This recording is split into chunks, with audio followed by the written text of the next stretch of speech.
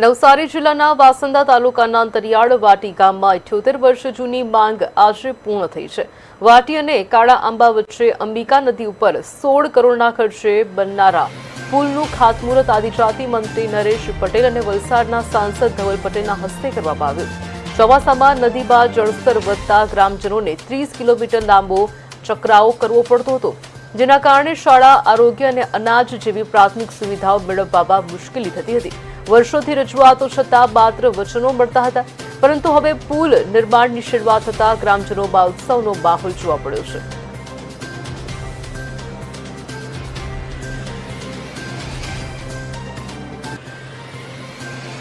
આજે વાટી ગામમાં અનેરો ઉત્સાહનો દિવસ આવ્યો છે, કારણ કે અહીં વાટીનો બ્રિજ મંજૂર થઈ ગયો છે અને એનું ખાતમુહૂર્ત પણ માનનીય કેબિનેટ મંત્રી નરેશભાઈ પટેલ અને આપણા સાંસદ સભ્ય ધવલભાઈ પટેલ દ્વારા કરવામાં આવ્યું છે।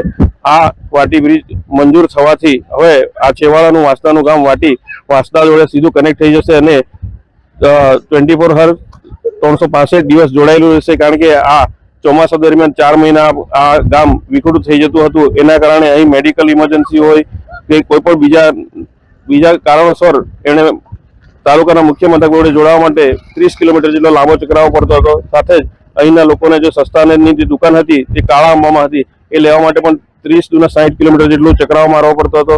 વિદ્યાર્થીઓને ખૂબ જ તકલીફ પડતી હતી, કારણ કે વાટી ગામમાં 1 થી 5 ધોરણની સ્કૂલ હતી અને 6ઠ્ઠા ધોરણથી કાળા આંબા આવવું પડતું હતું, પણ આ બ્રિજ ન હોવાને કારણે એમને વઘઈ ઉપર ડિપેન્ડ રહેવું પડતું હતું, અથવા તો એમના માટે આશ્રમ શાળા કે કશે પણ હોસ્ટેલમાં રહીને ભણવાની સુવિધા લેવી પડતી હતી। પરંતુ હવે આ બ્રિજ જોડાઈ જવાથી એમને હવે સીધી કનેક્ટિવિટી મળશે અને અહીં કાળામાં સ્કૂલમાં આવી જશે। સાથે જ અમારી સરકાર દ્વારા વાટીમાં પણ સ્કૂલનું મકાન તૈયાર કરી દેવામાં આવ્યું છે અને થોડા સમયમાં એનું પણ લોકાર્પણ થઈ જશે।